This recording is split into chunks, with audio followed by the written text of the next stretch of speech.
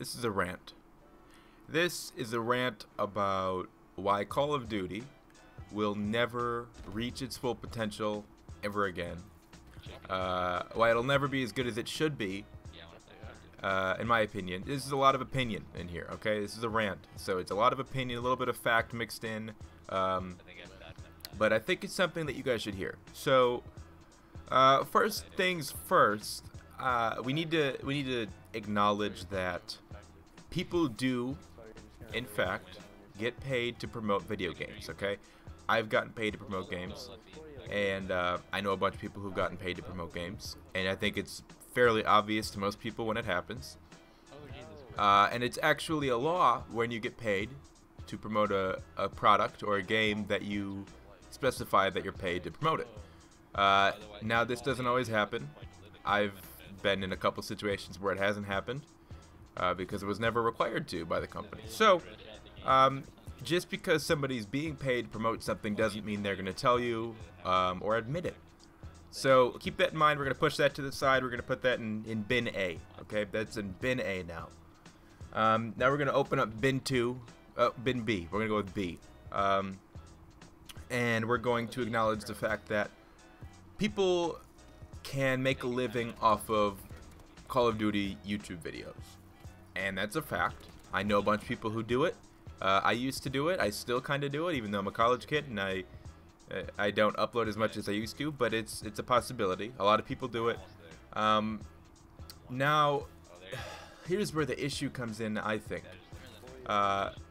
People, when your income revolves around making a video or videos about one specific game, it is extremely important, and I think people realize this after Black Ops 2 and Call of Duty Ghosts. It is extremely important, the most important thing in the world, to pretend that you like the game. To not tell your viewers, tell your fans that you actually hate this piece of shit game, okay? Advanced Warfare, for example. I like the game. I'm being completely honest. I think it could be worse. I think it could be better, but I like the game overall. Much better than Ghosts. Black Ops 2, it's comparable in my opinion. I liked Black Ops 2 quite a bit towards the end, but that's a different story. And what's funny is so right when Advanced Warfare came out, within the first couple excuse me, that was not very professional. Within the first couple days, I saw a handful of YouTubers literally put in their description of their videos, in the top line, in all caps, "I do not hate Advanced Warfare," or "Advanced Warfare does not suck." Okay?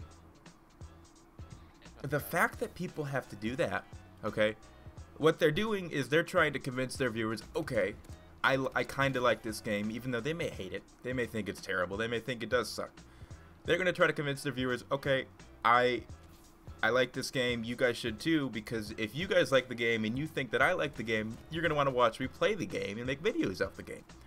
If I go out tomorrow and make a video and say, Halo Master Chief is the worst thing ever, but then the day after that I make a video, nobody's going to want to watch it, right?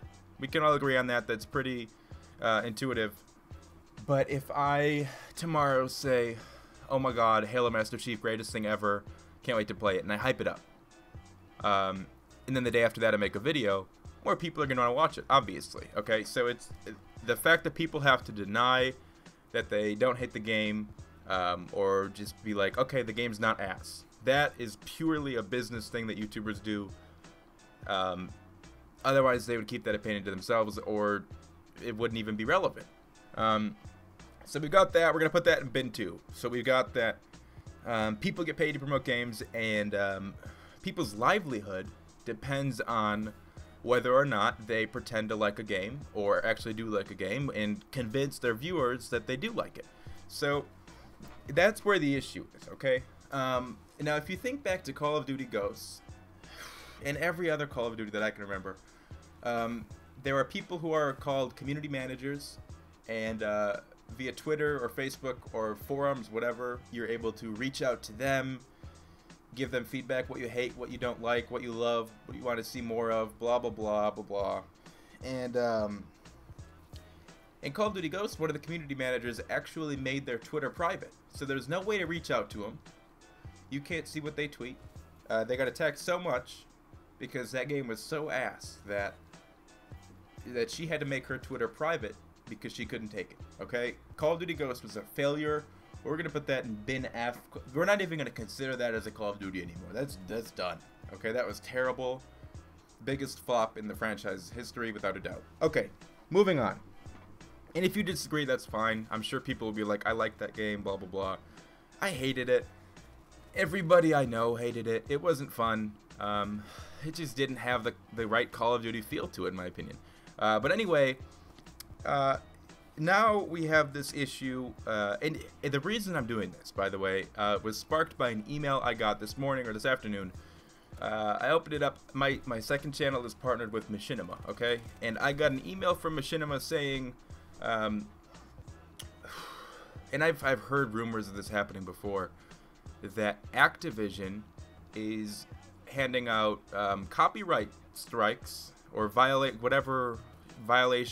YouTube strikes on people who post videos of glitches, which I think is a little ridiculous. The fact that if there's something wrong with your game and you show it, if I were to show, I mean, I've shown glitches on my channel. I've never gotten a strike for it, but I know people who have. I know people who've gotten their channels taken down for it, and I think that's a little over the top. Okay, so you're not allowed to upload a glitch supposedly, or you'll get a copyright strike from Activision, who is the creator of Call of Duty. If you did not know that. Now, that being said, okay, now I'm just gonna ramble a little bit here. That being said, that's basically disallowing you from saying not saying bad things like vocally, but showing the negative aspects of the game. And you've got these YouTubers who cannot, because their livelihood, their income, being able to pay rent, bills, whatever, go on vacations, depends on them pretending to like this game. They can't speak out against it, because if they do, people aren't going to want to watch their videos, and they'll go watch somewhere else or demand a different game. So you've got these people who are forcing themselves to like the game, and it's fairly obvious when this happens, because they feel the need to put in the description, this game is not ass. Okay, need a little break to catch my breath here.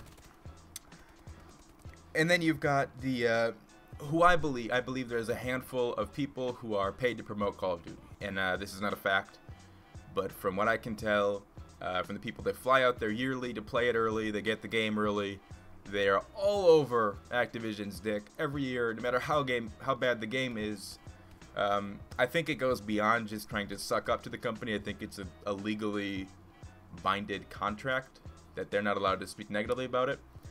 So you've got YouTubers who can't speak negatively about it. You've got people who are paid to promote the game, or at least speak positively, speak well about it, who can't speak negatively about it.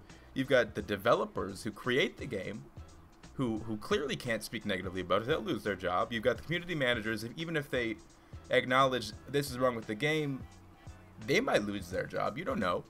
So we've got this situation where all the people in power who have the ability or the voice to make a change, a difference in what Call of Duty comes out to be, and nobody can do it. Nobody will sacrifice anything to do it. So, in my example is, I'm not gonna name names, but a YouTuber who will upload a video daily for 2 months leading up to a release of it, of the new Call of Duty, and the comments will always be like, this game is gonna be ass, it's gonna be terrible, blah blah blah. Next day, new video, oh my god guys, I'm super pumped about this game. Every comment's negative, and it's just a repeating process for a couple months, and it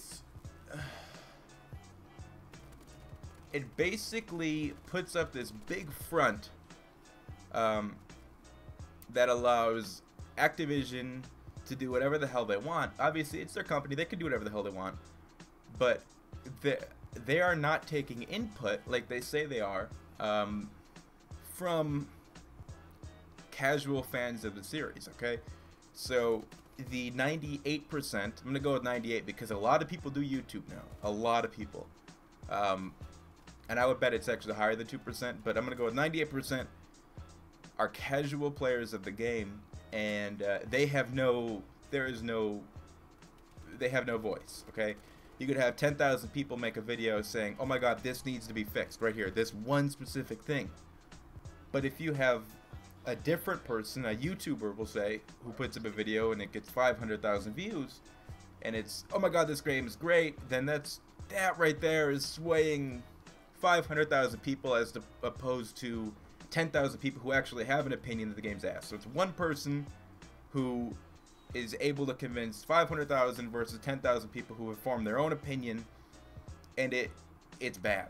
And I think there's no way Call of Duty will ever be what it once was, because I know for a fact that 95% of people would prefer a Call of Duty that is more simple, one that mirrors in a way Call of Duty 4, Modern Warfare 2, Modern Warfare 3, World at War. I think those in general are the favorites of most people, even some before Call of Duty 4, I know. And what's funny is that was back when Call of Duty was not an entertainment industry within itself. That was when it was just a video game. And it's turned into an entertainment industry, and what that does is it corrupts everything, and it turns out to be everybody going for their own well-being, and the game turns to shit, and it just corrupts the basically, in my opinion, it corrupts the entire process of forming the game, receiving feedback to improve the game, and it's just bad. And I know I rambled a lot, but it was something I wanted to get off my chest, because last night I was thinking about it and it kept me up. I was laying in bed for like an hour. I was just like, I want to make a video on this. I don't know how to put it into words. I hope I did a good job of doing it. If not, I'm sorry if it was unclear. But basically, I just wanted to say, like, this game that we're all so obsessed with will never be what it was when we fell in love with it. And it's a little sad, but it is what it is, and it's what it's come to, and we kind of just have to accept it, because it won't change. And that's why I honestly feel like it'll never be what it should be ever again. So I hope you guys enjoyed this. I love you all. Thanks for watching. Hit that like button. Leave a comment. Let me know what you think, and I'll talk to you later. Peace.